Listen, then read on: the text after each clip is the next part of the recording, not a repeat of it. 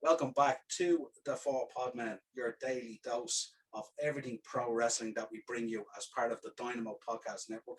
Head over to YouTube, smash that subscribe and bell notification button. Audio versions of the show are available through Podbean, Spotify, iTunes, all those good areas for your audio version show.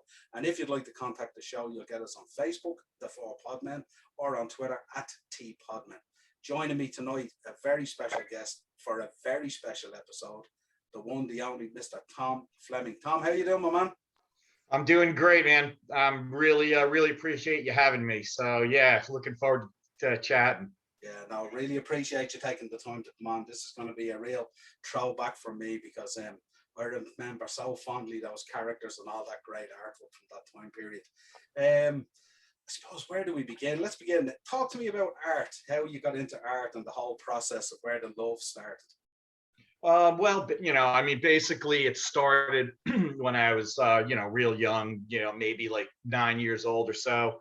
I used to pretty much aspire to being as good as my brother. My brother used to draw, and I would try to copy and draw as well as him.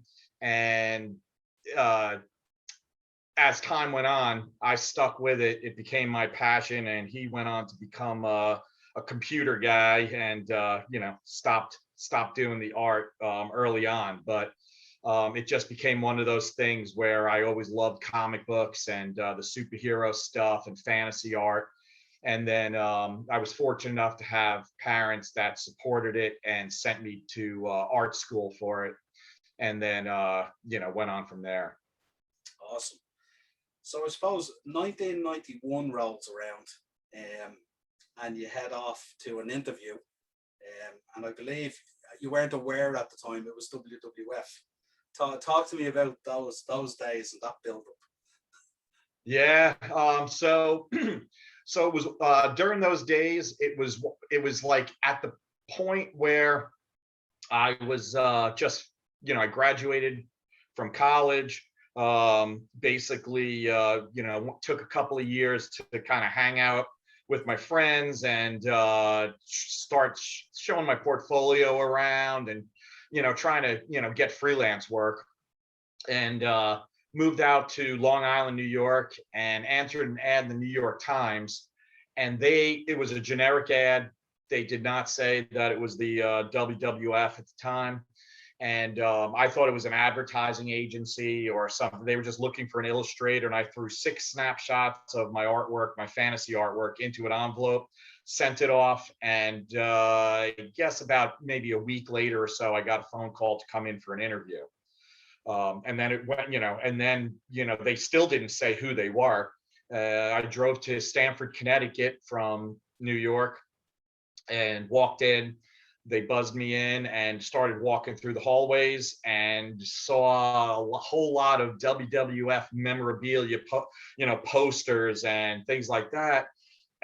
And I was under the impression it was just the advertising agency that was doing the promotions and media for the WWF.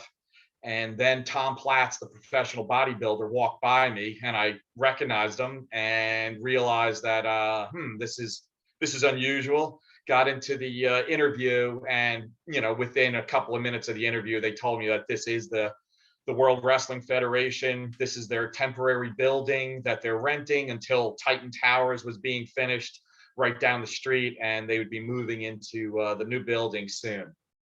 Awesome. I know Tom Platz well because I'm also a bodybuilding fan myself, and I have survived one of Tom Platz's seminars, believe it or not. No way. Yeah, and still live to walk through them. Yeah, right. Wow. Just about. Safe to say this was a great time to go in there because I mean this is where all these characters were starting to spawn, larger than life guys, colourful, all this kind of thing. Plus they were embarking on the WBF at the time. Because I remember the footage at that time. I remember the gym with all the neon strips around it and all that. I thought it was so cool. And at the time, I was a huge fan of Gary Stridham. I was a huge fan of Eddie Robinson and all those guys at the time. And I remember thinking about the concept. And I was thinking this could be kind of cool and what bodybuilding needs. And then it kind of like it sort of Yeah. started out really cool and then kind of petered away. So you go in there, it's WWF, and you embark on this. So this must have been a great time for you with your creative juices and flair and stuff like that. You're going in there. What was the kind of process like? Talk to me about, some of the guys you worked with in there and some of the characters you developed, and walk us through kind of a process. Okay, well, let's see. Well, I when I first got the job, I was under the impression that I was going in there to do strictly illustration. And actually, you mentioned that you were a fan of Gary Stridham. I don't know if you remember back during the WBF. One of the first projects that I did was actually a WBF, the Gary Stridham T-shirt, Yeah. and it was it was kind of like the shape of the medal that they had of the WBF medal with Gary Stridham doing Yeah. a lat spread, and it Yeah. was all stipple, so that was a fun one to do. But Yeah. I was under the impression that I was going to be doing illustration, and that is what they started me with. The first project was a trial, and they had me painted the background for the Legion of Doom's merchandise poster. And that it was a lot of people remember it, them standing in the alleyway, and they needed a very realistic alleyway painted so that they could superimpose the photograph of the Legion of Doom on top of the alleyway painting. So they did that. That went really well. And then they decided to give me a 2 to 3 day trial in-house. And they said, if that goes well, then we'll go from there. And 2 to 3 days turned into 2 to 3 weeks. 2 to 3 weeks turned into 2 to 3 years, and then that turned into pretty much almost a decade of working for them on and off towards the end of the decade. Awesome. And in terms of before you went in, were you a pro wrestling fan? Were you aware of these guys, or would you have known them? No, that's funny because when I tell a lot of people, when I started there, I didn't even know who the Ultimate Warrior was. I knew the household names. I knew Andre the Giant. I knew Hulk Hogan. I knew Superfly Snuka. The guys that were just that the general public knew. But the household names. The household names. Yep. And that's it. I knew nothing else. Yeah. Because it's an interesting idea, because I'm thinking I'd be a big Legion of Doom Road Warriors fan, of course, because I grew up with Jim Crocker Promotions down in the Carolinas and stuff like that back in the day, the territory system and all.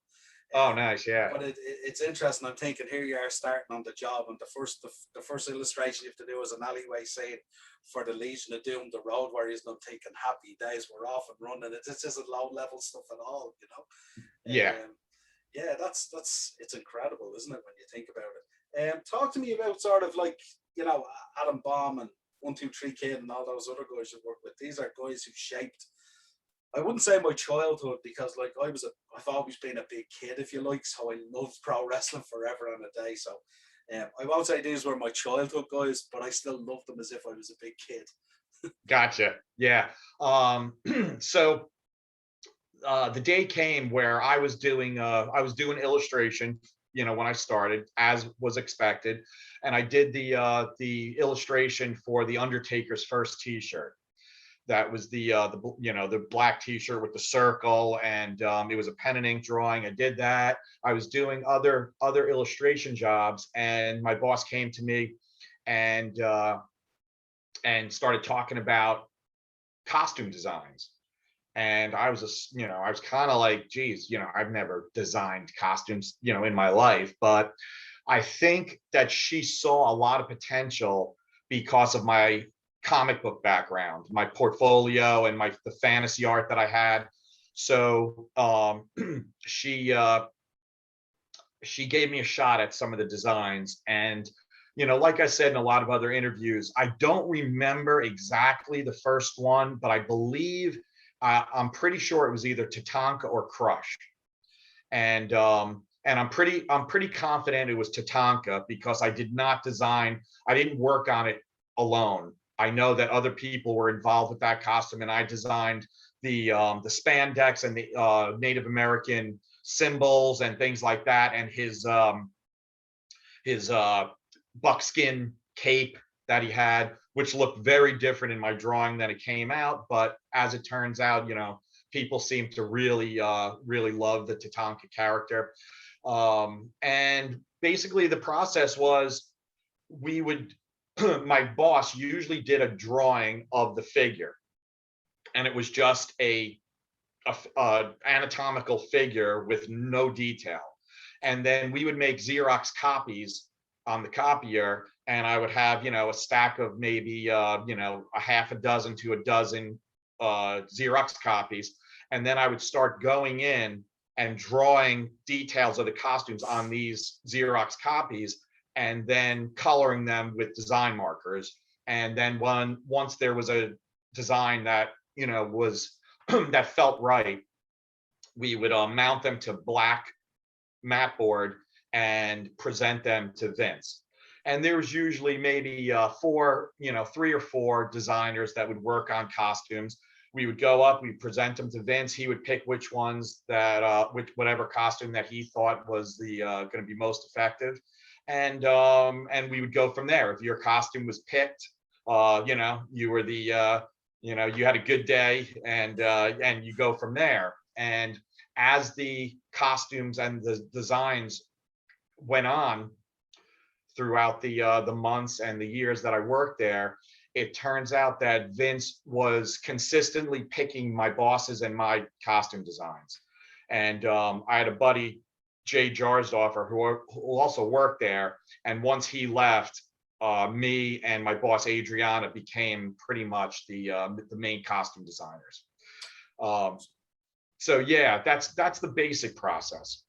And in terms of the starting out, how much information would they give you to work with, if you like, in terms of the character, or where they wanted the character to go in terms of how you would put that stuff together? It varied. There was times where they came to me and they said, we have a specific theme. For example, Razor Ramon, they knew exactly what they wanted. I'm pretty sure that they had the name also. I think they knew when they approached me, they said, we have a character named Razor Ramon. He's a Scarface kind of, character, the Al Pacino character. And, we want him a bit more, of course, wrestling, flashy, a little bit more gimmicky. But we knew that was the theme that they were going with. So we just had to come up with a look. Tito Santana, from what I heard, is the one who came up with the name Razor Ramon. And then I designed the actual costume and the logo. But there was other times where they just gave us a snapshot of their face, or a picture of them, and said, this is who they were when they were at the WCW or whatever other league. They're coming over to the WWF and come up with different concepts, themes. And so that was the process that I went through with Adam Bomb. I came up with the actual, there was about 4 or 5 different concepts that I did lay out for the Adam Bomb character. And usually the one I did first, that was my instinct, was the one that usually got chosen. And with Adam Bomb, I did the nuclear theme with the goggles, and it was a chance for me to really kind of do my comic book thing. And so I did that. And then as kind of alternatives, because we were required to actually come up with more than one concept, even if we absolutely loved the concept, the first one we came up with. So I was like, all right, so, I'm really confident in this concept, but I did a medieval knight theme. I did a mercenary. I did like a biker kind of, leather clad kind of Harley Davidson biker look. And some of them actually had the goggles included also. The biker had the actual goggles, only he was leather and that kind of thing. So so that was a real fun one, where I could come up with my own themes. Someone like Papa Shango, they knew exactly what they wanted with that. They did not give me a picture of him at all. They said we want a Haitian voodoo character, and watch the movie Serpent in the Rainbow and get an idea. That's pretty much what we're looking for. And so I did. Went home for the weekend, watched the movie, and just started doing layouts for the Papa Shango concept.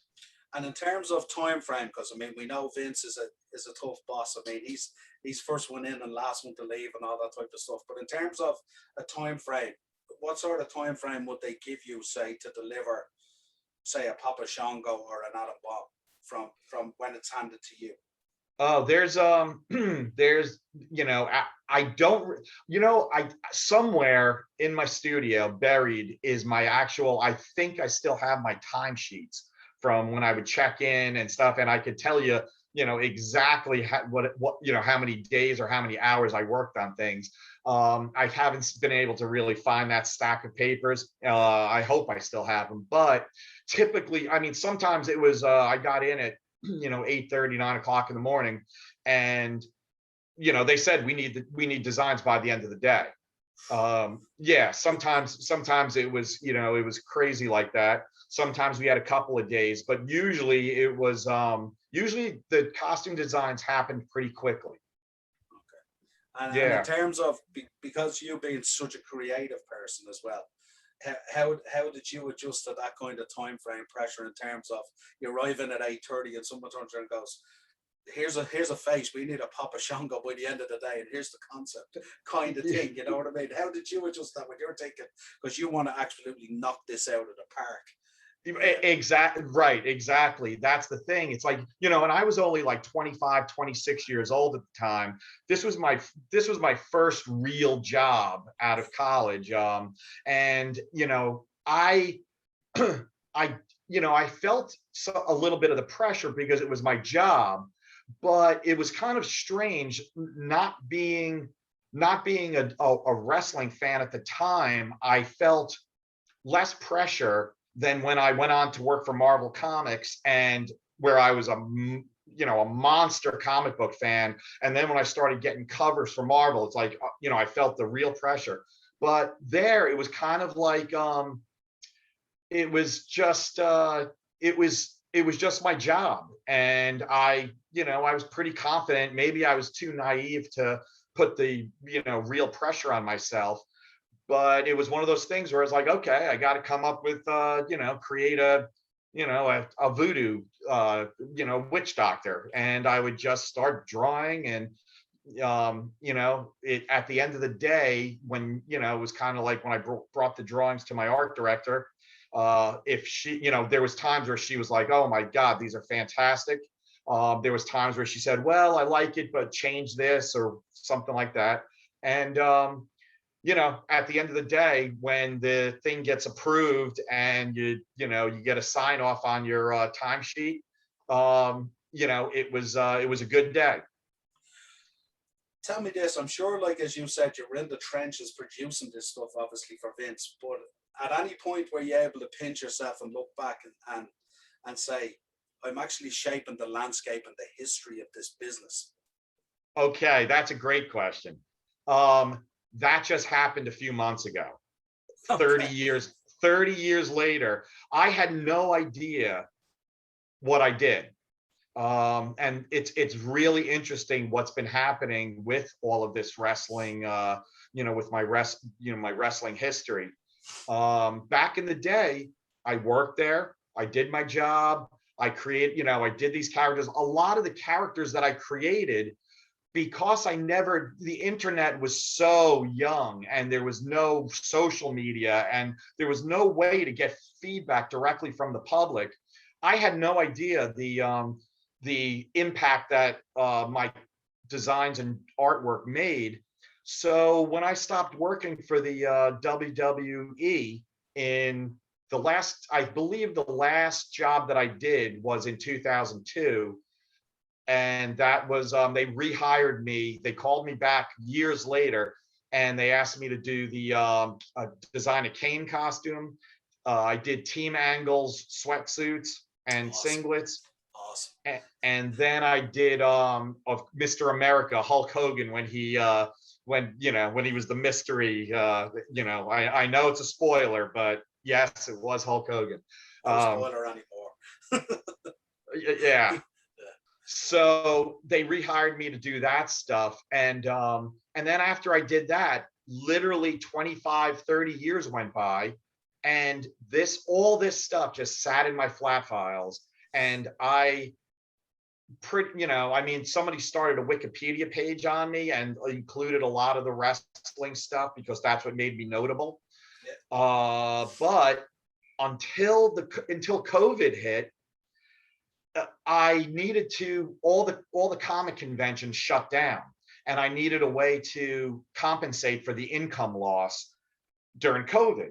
Yeah. So I came up with the idea to start, reaching out to all the genres that I did artwork for. And some of them were in the movie and TV work that I did. Some of them were the gaming. Some of them were Marvel Comics. And then I found a Facebook page called Old School Wrestling. And when I started posting some of the things on there, the response, it was incredible. They were going ape shit. And I had no idea the can of worms that I was opening, and the wonderful messages from all over the world. And that, many to the sentiment of, oh my God, you were such a huge part of my childhood. We had no idea that you created these characters. And I, my Survivor Series paintings and the Royal Rumble painting. And I was kind of flabbergasted of the reception. And then I started posting in multiple groups. And then I went on to Reddit and it has become this, snowball effect. And, it's been so welcoming, and, like podcasts like yours, interested in seeing behind the scenes and things like that. It's just been crazy. And it's just one of the most heartwarming and wonderful feelings to have no idea that that's what you did, that I did when I was a kid, so many years ago. Yeah, you see, because it's in terms of the importance of it for us as fans, if you like. I look at this, all these guys were unbelievable athletes. There's no doubt about it at a certain level. But it's the little trinkets and the design and the graphics and the wear that you guys painted onto these guys to make them characters. So it's humbling to listen how humble you are in terms of the way you're saying, I just designed the tracksuits for Team Angle. Like it's, I'm there thinking, they had to be velvet or velour in order to pull it off, and they were amazing. And it was such an important part of Team Angle because they were three fantastic athletes. But to come out of those tracksuits made it Team Angle. And how important were those tracksuits when they did the switcheroo with Angle's brother in the corner that time and everything on.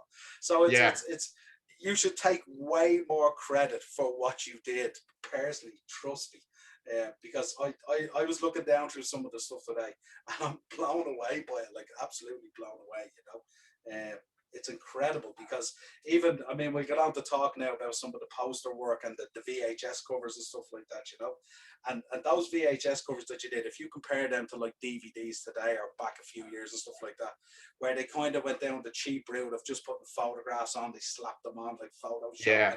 And, it was real sort of like no effort at all. Whereas when you think about the artwork you turned out for the Survivor Series, stuff like that, I imagine being a 10-year-old kid walking through a video store and you're trying to pick out, well, am I going to watch Ghostbusters this week or Back to the Future, what I'm going to rent out? And suddenly I'm hit with this Survivor Series VHS cover. That's the coolest thing in the world. You're grabbing onto your dad and you go, no, I want to rent this one out tonight and stuff like that. You could potentially be responsible for people becoming wrestling fans walking through those video stores back in the day. Oh man, that's the magnitude of it, and it's incredible. Yeah, it's one of those things where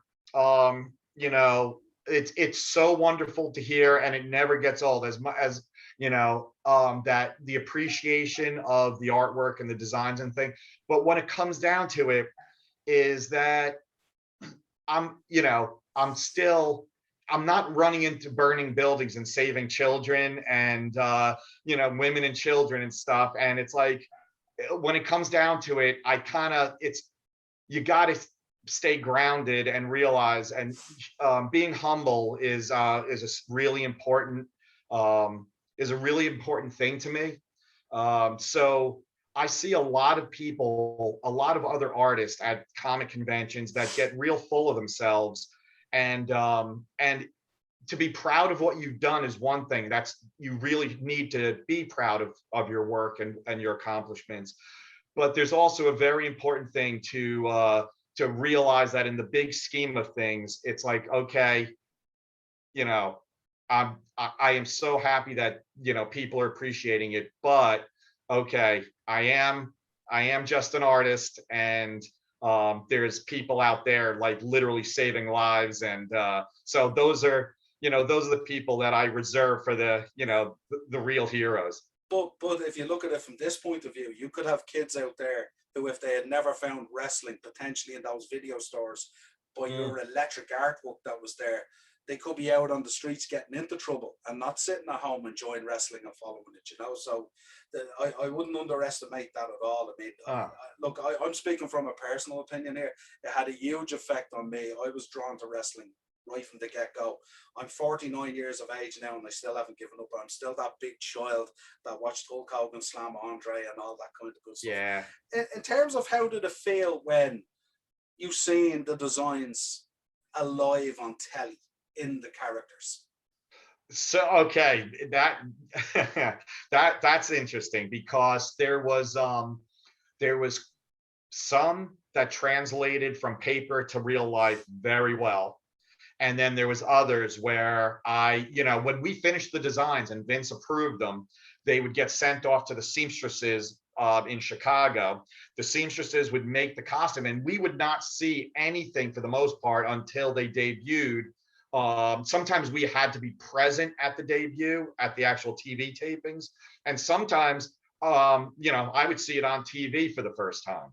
So most of the time I had to appear and make sure that especially if there was props like Papa Shango's cape, rain stick, smoking skull, when there was things like that, we were responsible to make sure that everything went smoothly. So it was there when I'll give you some examples. Probably the costume that was the closest to translation from paper to life was Adam Bomb. It was because, and I didn't know what Brian Clark really looked like. I had a snapshot of his face, but I didn't know what he was built like. And then I designed the costume, and he almost looks exactly like the drawing. He looked like a comic book character. So it was like, and the costumes, the seamstresses nailed the costume. I mean, they made the singlet, and there was times where I wasn't even sure when I was doing the drawing how it would be actually created with sewing, but they were pretty amazing, actually, how well they took a drawing and translated it to real life. So Adam Bomb, Papa Shango, those were two of my favorites. Razor Ramon was a little bit easier because it was trunks with a vest, and it was a more simplistic costume. And he originally had long spandex pants, and he saw me in the gym and thanked me for designing the costume. He loved it. But he said, brother, he goes, I've been working way too hard on my legs, man. He goes, we got to turn those pants into trunks. And, and then, everybody knows, the rest. But then there was other characters that when they came out, I was just like, oh God, this is not what I had in mind. One of which was Giant Gonzalez with the spray on muscles, and that was not in the design, and the big pieces of carpet that looked like they were glued to his shoulders, not what I had in mind. But it was, it was par for the course. That's, of course, that gimmick was a bit out there. And that was, with, with the challenges that was there for that costume. It certainly, maybe for a little kid, it was something interesting, but the adults, I know it was kind of like it was like, oh my God, what are we watching here? That those airbrushed muscles were just some of the silliest, you know. And then there was Max Moon, and then Max Moon was another one that I thought that was a combination of my boss's designs and my designs, and we combined them. I didn't have as much neon colors in mine. Mine were more kind of that turquoise with black and silver, and there was some gold and a little bit of neons here and there because they asked me to put that in. But she did a full neon kind of costume, and we combined elements of the two.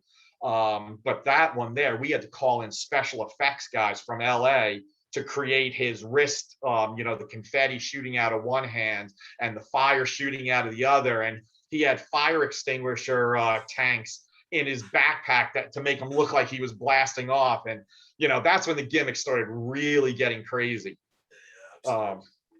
So yeah, it was, it was just like anything.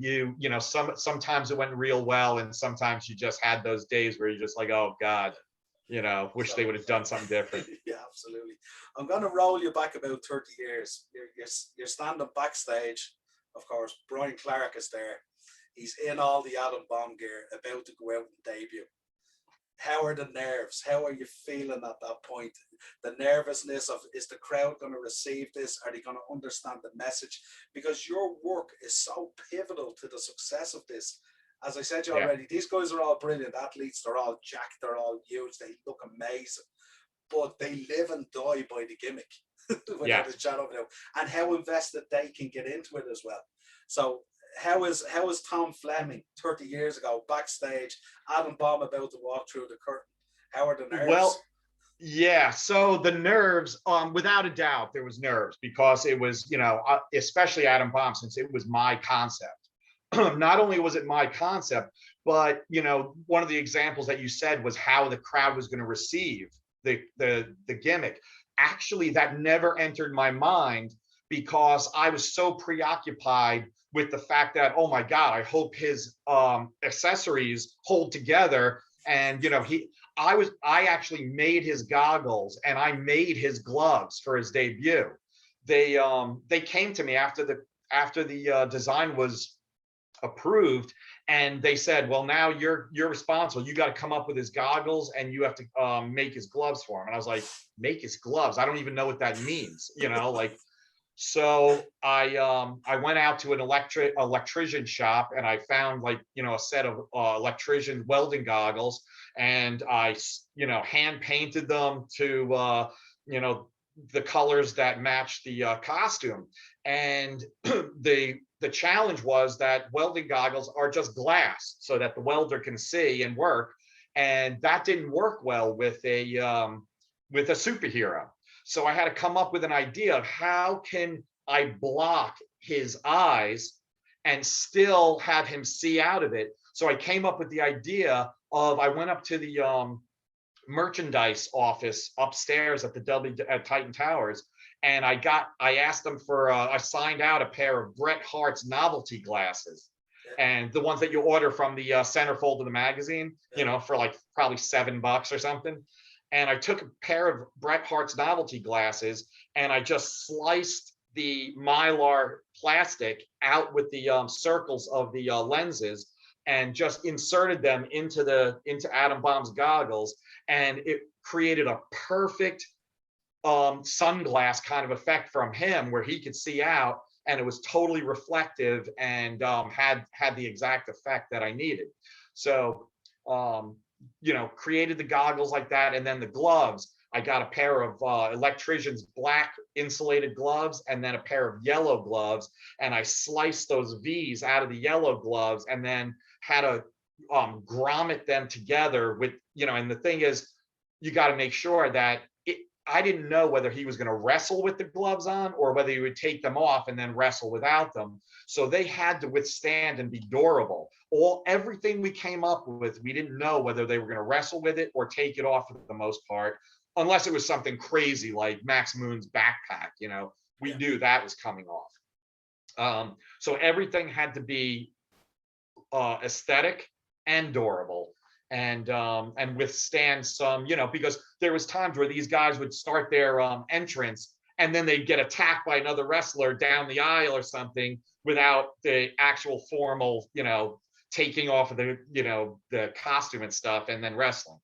So the nervousness was getting that costume perfect so that he can go out and everything, my eyes were on, like, okay, I'm watching the gloves, I'm watching him put the goggles on, make sure that elastic doesn't snap, all this other stuff.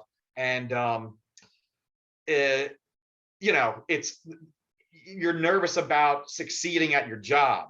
And then if the fans love it, that's a bigger bonus. So that was something that was, regardless of whether the fans took to it or not, my boss and my Vince and the art directors were my focus of, like, if I make them happy, then it's just a bonus if the fans love it.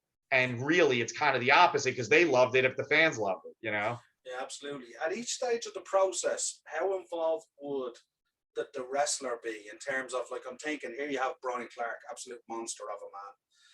The storyline is 3 Mile Island, nuclear reactor meltdown, and out of this reactor meltdown comes out this larger than life kind of superhero, nuclear man, if you like. Yep. Is there points that you go along there where you're sense checking and you're looking at what's evolving in this sort of the whole gimmick and the setup of the props and all that kind of stuff, and you're looking at it going, yes, I believe that this guy came from a nuclear reactor meltdown, and this is what he would look like. I'm thinking in terms of, as you said, with the goggles, the gloves, the contact lenses, the red tongue, all this kind of stuff. Does it all have to shape together? And where does the sense checking start? Where you're going, okay, maybe I've gone too far here, and it's quite not believable now. Where's the cutoff point where you stop? Yeah, there's yes, there's certainly that anxiety of wow, like there was many times where I thought the gimmick went way too far. And as a matter of fact, that's another thing that I've come to realize within the last few months, that some of the gimmicks that I thought went too far and I was actually embarrassed about were some of the characters that the fans absolutely loved and adored. So pretty much, coming from being a comic book fan, it was hard for me to think that something was going too far, because I take almost everything too far in my life. You have no idea how many times my wife has said to me, "Don't you think you're overdoing it?" Like with pretty much everything. So, I don't really have that much of a filter as far as overdoing it and what the fans are going to think until I get that feedback. But there was some things that I drew that I had a sense that they would not translate, that they would be very difficult to translate to real life. Once again, Giant Gonzalez was a big one where I had a sense. I was like, okay, this guy's 7'7". He's a but the costume I did was like, okay, is he gonna really come across as this Yeti-like character? I was envisioning like more of like real natural kind of hair, and kind of like a cross between almost like a Yeti and kind of a hobo, kind of like, a man creature. So that I had a sense that was going to be a tough one. But then there's others where, Team Angle sweatsuits. It's like, that's a lot of it is just the seamstresses. They were amazingly professional and excellent at what they did. And I had full confidence that, geez, they're going to take my designs. And a lot of times there were they made it actually better than what I even envisioned. So there, there wasn't a whole lot of neurosis as far as have I gone too far, because it was the age of gimmicks. That was the whole thing, was make him as big and colorful and and comic book like as possible. And I think that's why they might have hired me to begin with. In terms of course, we move ahead nearly 30 years then, and we're seeing a number of these characters getting inducted into the WWE Hall of Fame. And like, your work back then is so pivotal in the success or the failure potentially of these guys. So you see a guy like Razor Ramon or Sean Waltman, 1-2-3 Kid and stuff like that getting inducted into the Hall of Fame. Obviously Kane, Kurt Angle, and your designs and your ideas are so pivotal to their careers. What sort of a good feeling do you feel there in terms of seeing these guys getting inducted into the Hall of Fame? And again, I think being so humble, you probably don't realize the magnitude of the effect of you in them arriving at that stage with that career. No, I don't I don't really quite I guess it hasn't really sunk in exactly what the magnitude of my work was. But mentioning the Hall of Fame, it's really interesting. The only one that I was aware of that was inducted into Hall of Fame was Razor Ramon, and I remember hearing that he was inducted and actually being super proud of that. That was like, Razor, the costume was, even through my lull of being away from the business. I would still walk through the toy stores, the toy departments at, wherever it was, Toys R Us when it was around, and Walmart and stuff. And I would see Razor Ramon, Defining Moments action figure, and Papa Shango they had a bunch of different reprints of the Papa Shango figures. And when hearing that Razor Ramon got in, not Scott Hall, but Razor Ramon, that was a really proud moment. And yeah, that was a really cool bit of news to hear. I didn't know. Did the 1-2-3 Kid, was he inducted into the Hall of Fame? He's gone in a number of different. I think he has a number of rings at this stage. He's gone in a number of his personas, if you like. Wow. Okay, didn't know that. Kane, of course, I was aware of. And you mentioned one more Kurt Angle. Yeah. Yep. So yeah, I really didn't realize that there was that many that I worked on that were in the Hall of Fame. And to be honest, that brings me to a little story that I really like to share about the Hall of Fame and my days at the WWF. While there, I mentioned my buddy Jay Jarsdorfer, who I worked with side by side. He was about 15 years older than me. So he was, I was about 25, 26, and he was about 40. And he was kind of starting a new career there.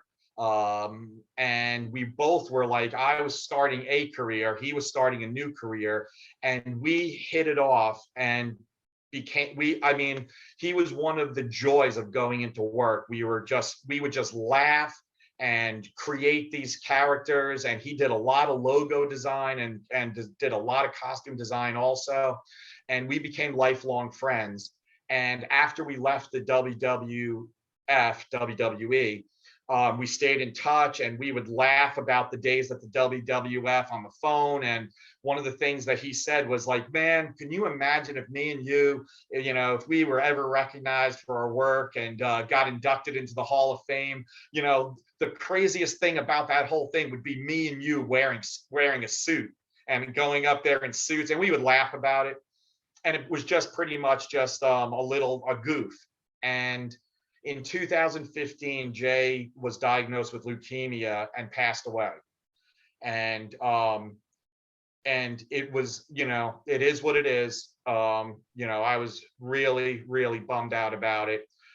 But then now during COVID, with all of this, with all of this coming out of the magnitude of what we did, I started thinking like, my God, is this a possibility?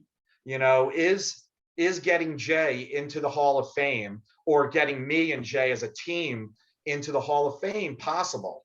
And I was like, my God, if I can, his dying wish, if I can grant his dying wish someday, and actually make that happen, that would be a life accomplishment for him and for his family and for his wife Gina. So I started mentioning it, and one of the podcasts that I was unaware of mentioned the Warrior Award, and the Warrior, before he passed away, in his acceptance speech in the Hall of Fame, mentioned the recognizing the behind the scenes people. And I can't even imagine, but how fantastic that would be if the word got out to the right people, and made that possible. So I always like to add that. Yeah, it's not even a stretch. This is something that has to happen, because they have a celebrity wing in the Hall of Fame for anyone and everyone who maybe sat ringside and rang a bell or something for a main event, stuff like that, which to me is so minute in comparison to the impact and the effect that you guys had on the business.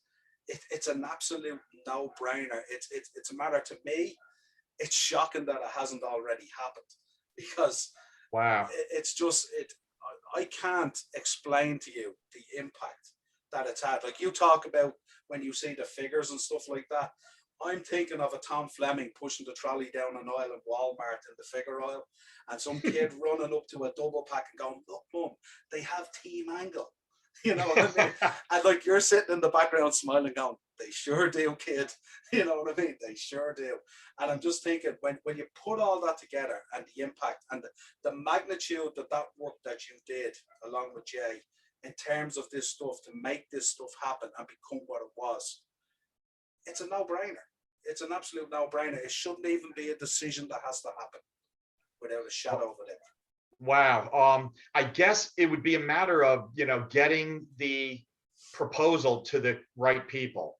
I guess right now, I'm not sure what the process would be of even submitting something like that, or or somebody watching, these podcasts and actually, saying, wow, it's we do have a real candidate here.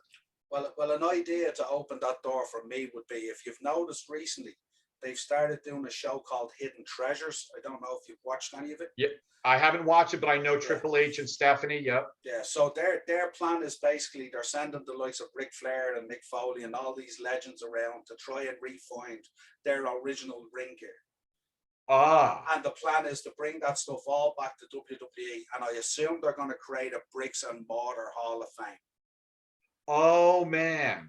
And now I know from looking at other podcasts that you have some fantastic original artwork there, and obviously notes on your work and all that kind of stuff.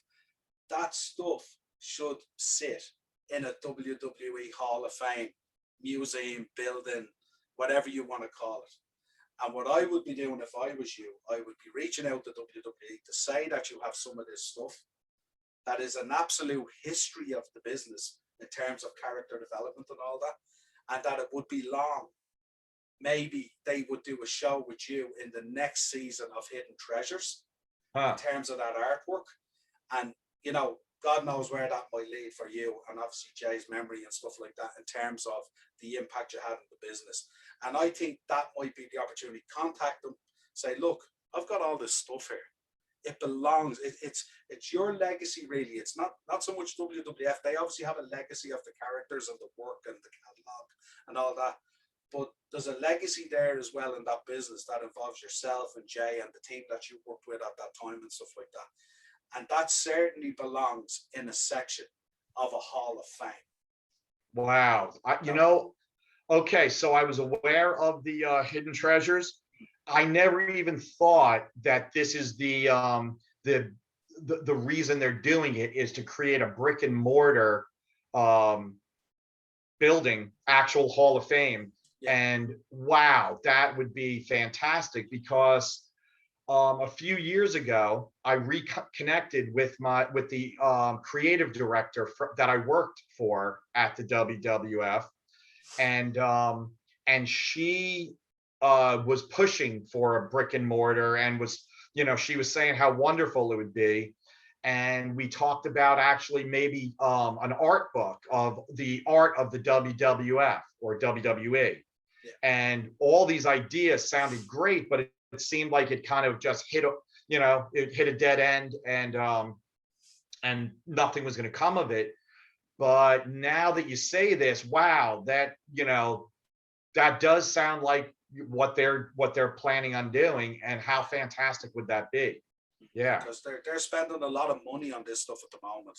Um, I think on what the last episode of the season finale was Ric Flair trying to track down his black and white legendary butterfly robe.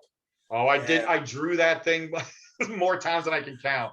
there you go. So yeah, I think that would be probably the starting point, and it would be really good. And I think what it does is it cements your legacy and Jay's legacy in the business as well. You know what I mean? Which is vitally important. Yeah. And besides the artwork and stuff, I still have one of Papa Shango's skulls. I have Adam Bomb's goggles. I have a Papa Shango top hat in my studio here. Just things that, when I was working on the costumes, they were like kind of leftovers. And they, a lot of the times I would work out of my home studio, and the first or second ones that I made were great, and they didn't need another one. But I had the skull to do another one if we needed it, and you know, years went by, and it's still sitting here. Yeah, I would say that would be a real good starting point if you contacted them on that basis, because they're literally going around trying to hoover up all the old original stuff as much as they can. And the plan has to be to create a huge Hall of Fame, because I know from going to WrestleMania, when they do the fan access, a section of the fan access they have there, and there's always like, the old Mean Gene Oakland, the Vince McMahon jackets, the old suit jackets with the WWF, the colors and all, the Yep. Flair robes, the Harley Race stuff, all the old stuff, the King of the Rings, all that kind of stuff. That tends to be the most exciting part of fan access, apart from meeting wrestlers and stuff like that. When you walk through that section that they have, and you see like the old microphones, the Howard Finkel stuff, the jackets, all that kind of stuff, it's such a throwback and nostalgia, and such a beautiful experience for people who are wrestling fans who lived through it and are slightly older now. So to have an actual proper Hall of Fame where this stuff resides, apart from going into the Hall of Fame and being inducted, which is a moment in time that's enshrined in history, but to have an actual location where your original Yeah. stuff would sit, or Jay's stuff, that is truly the legacy of the work that you did in there. Wow. And that would be my thinking on it, because I was thinking today, I was looking at Jonathan's podcast on Pro Wrestling Defined and all, and you had mentioned this to him as well about the Hall of Fame. How would you try and get that ball rolling? Okay. Yep. I think this is the way to get that ball Okay. Good. That's great information for sure. Yeah. I mean, the only thing I've done at this point was sent a message on the Facebook. They have a Hall of Fame, WWE Hall of Fame Facebook page, and I sent a message, and I have no idea who that goes to. Yeah. So, yeah, this is good. Yeah, because Um, you can imagine if they did an episode where they brought in the Godfather, obviously Papa Shango, and yep. they got him and they said, right, you're in here now. We'd like you to track down the top hat or the skull or whatever it is. And he Yep. goes off to your house and he goes, here's Tom Fleming. They give a whole background to you and stuff like that. And they go, we want this for our Hall of Fame. You know what I mean? And that's how the ball gets rolling and stuff like that. I think it would absolutely be fantastic. And it definitely would be a kickback to you in terms of the effort that you put in and the impact that you had on the business. And I think only then, in your mind personally, I think then it would click with you the massive impact you've had on the business. Yeah. Yeah. Wow. I can imagine Tom Fleming walking through a WWE memorabilia Hall of Fame, massive building, an exhibition, and pinching himself and going, that, that. Yeah, I mean, it's this is the funny thing is that what we're talking about is what I aspired to in comics as a comic creator. And it's funny how ironic life is that, I've done fairly well in the comic business and made a career of it. But the status that I wanted to achieve is actually there with the WWE, WWF, and I had no idea. So it's just very ironic, you know. I think the one thing that COVID has taught us, and the pandemics and the lockdowns, and especially it's taught WWE as well, is the absolute importance and integral part that the backroom staff there play in terms of the polish of the product and the deliverance of the product and the impact of the product. Yeah, yeah. And I think that can't be forgotten. And I think they're more leaning towards recognizing that work that goes on there as well. Because the business has opened up, I mean, years ago, we wouldn't have had a clue about any of this as fans. But now, Right. because the business, you can see it even on the WWE network with their documentaries, they're more intrusive now into showing you the bells and the whistles and the whole thing that puts this stuff together. So that kind of stuff I think would be vital, and I think if that's the kind of direction that you come from, I think you'll knock it out of the park. Huh. Wow. All right. Yeah, great advice. Yeah. One of the while you were talking about the Hall of Fame and the different, like the treasure hunting and stuff, it just reminded me of the one of the props that I created at the WWF will never appear in a Hall of Fame because it no longer exists. And it was they came to me and said that they needed me to create the scepter for the first pay-per-view King of the Ring ever.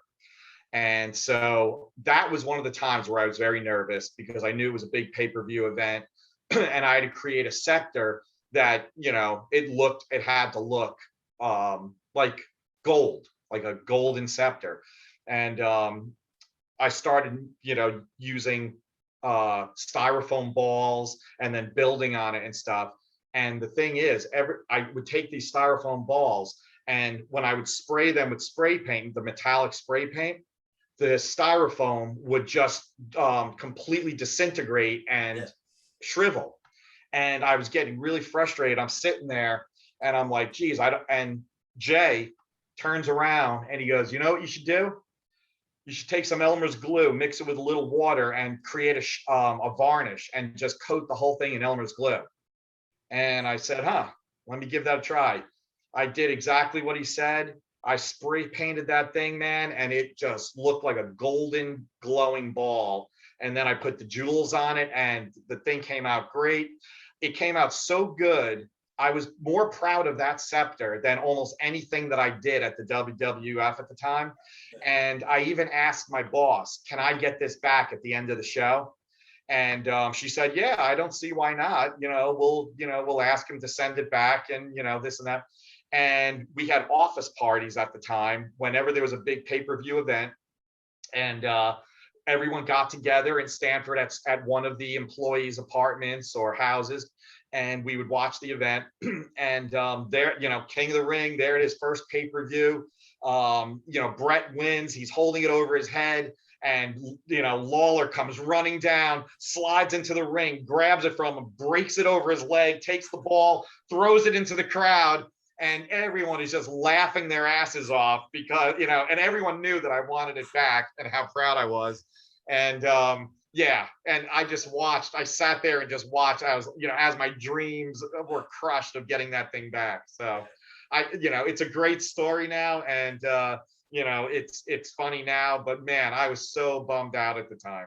Yeah, it's an incredible story. And not only that, the fact that, obviously Jay's legacy that you talk about. I mean, this is one of these things, you were having problems trying to put this together. And he said, look, just try this. boom, and it worked. So the collaboration between the two and that kind of bond of friendship, like, and the scepter is so vital to that story. You know Yeah. what I mean? And like these are the Yes. stories. Like I've visions of like a bricks and mortar Hall of Fame where the smash scepter is on a piece on the wall, and Yeah. Yeah. there's a little video underneath with you telling the story. You know what Right. I mean? Yeah. That would You be. know what I Yeah. mean? That. And this is something I will get on a plane and I would visit that. This is the stuff that I love. You Yeah. know. So here's another little one of where Jay's ingenuity or resources came in handy. Working on Papa Shango's costume. So I do the design. My boss designs the cape. I design the spandex. Me and Jay are responsible for putting together the accessories, the necklaces and the rain stick and the skull and this and that. So Jay put together. He took the skull and he created the skull, and it came time to work on to do his necklace. And I was like, Jay, what are we going to do here? This has to look authentic. This can't be cheesy looking and fake. And he was like, don't you worry about, he's like, don't worry about a thing.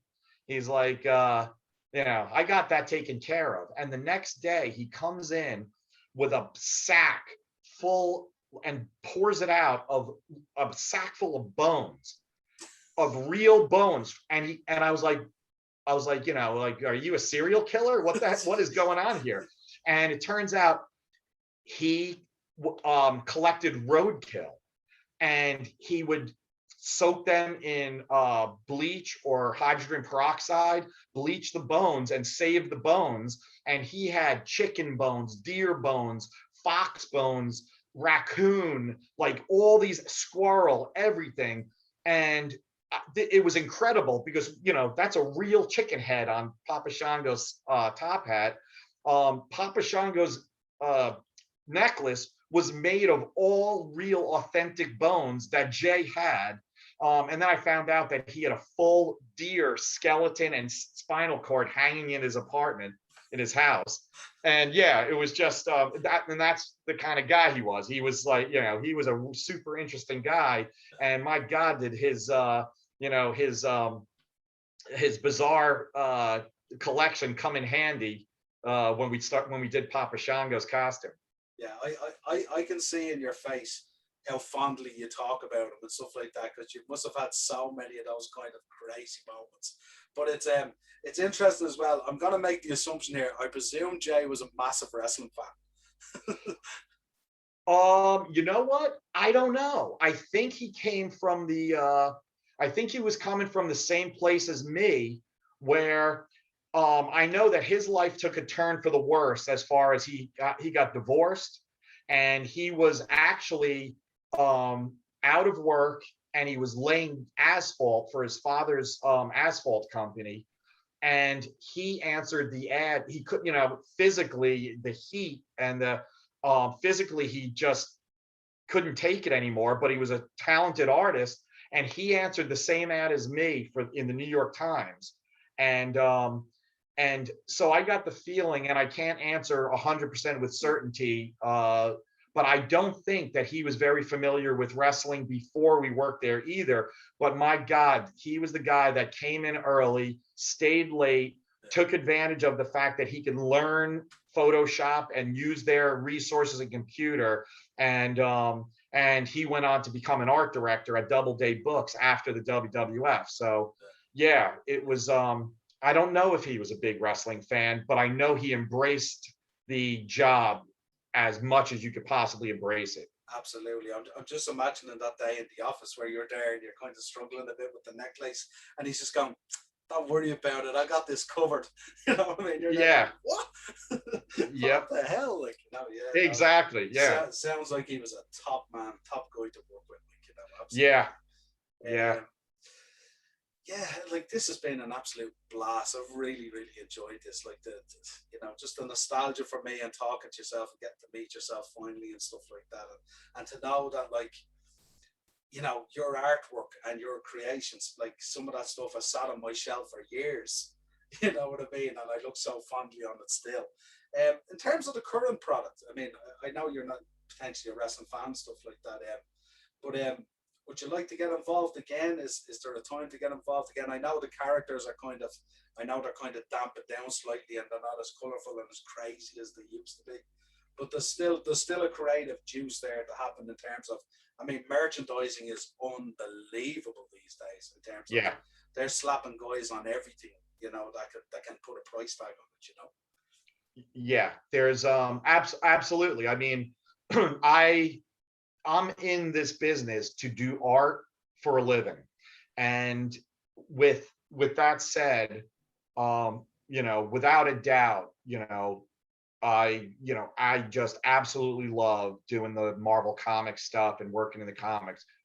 But with this whole resurgence of the WWE, and realizing the history, I would absolutely welcome new opportunities if they wanted to bring me on and do some new stuff.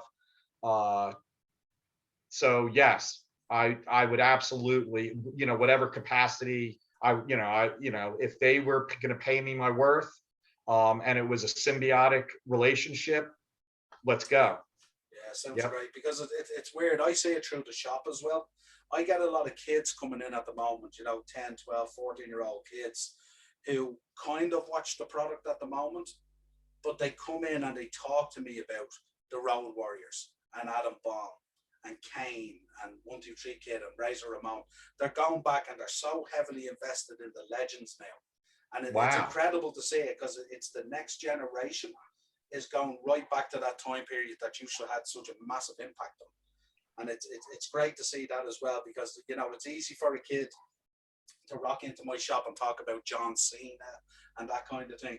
But I two kids came into my store today and they were talking about Kane. One of them bought a China figure. You know what I mean? So they're really going back and looking back through the history of the product around that time frame from the 90s on. So it's amazing. We only dropped a podcast there the other day as well in memory because Mr. Wonderful Paul Orndorff passed away. I'm sure. Yeah. And I sent a message to Brian on it as well because I know Brian traveled the road with him and stuff like that. So I'm sure Brian was upset at hearing of his passing as well. But yeah, this has been an absolute blast for me. I really appreciate you taking the time to come on. Let people know, where do they find Tom Fleming and Tom Fleming art and all that good stuff you're doing, posters, all that kind of stuff. Okay, well, my website is probably the best place. I started an actual WWE WWF entertainment related art section. So it's tomflemingartwork.com. Very simple. And Fleming is with a single M, only one M. So that's the only way that you can misspell it. But it's tomflemingartwork.com, and that's one place. Then I have an eBay shop under Flem Art, and I have an Etsy shop under Tom Fleming Art also. And then of course the social media pages. And I have to apologize to a lot of the fans that are sending me friend requests because, as we know, Facebook only allows 5,000 personal connections, friends. Yeah.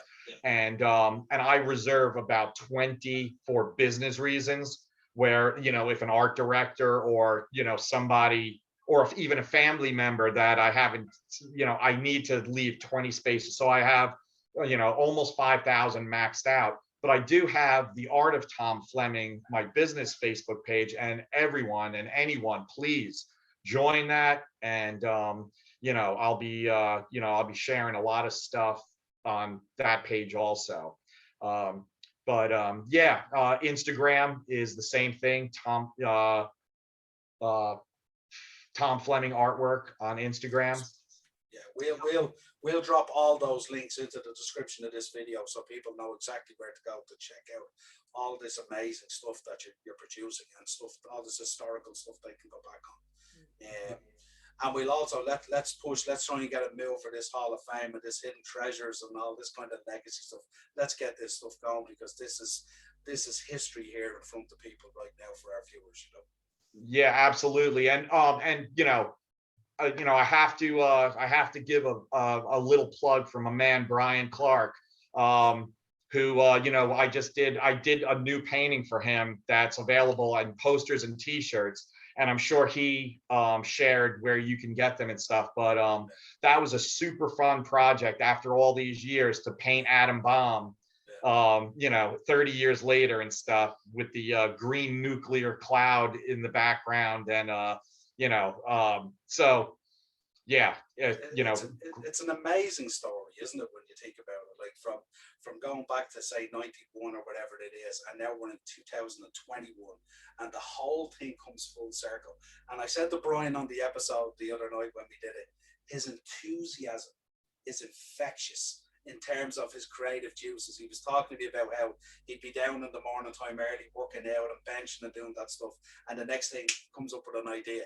And it's just I said it to him on the podcast. I said, to see you now so many years on and to have such enthusiasm for this still is unbelievable.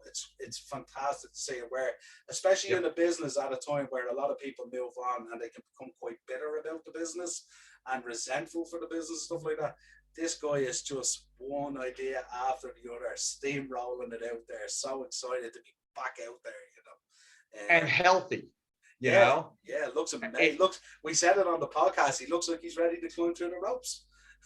Yeah, I was say these guys, you know, they have such a hard life, and it takes such a toll on them that it's quite sad most of the time. And you know, when I saw Brian after all these years, I was like, my God, somebody made it through with their health. You know, like excellent. And I know he had his challenges with that, but you know, but man, you know, really, you know, it's nice to see that. So absolutely, it's brilliant.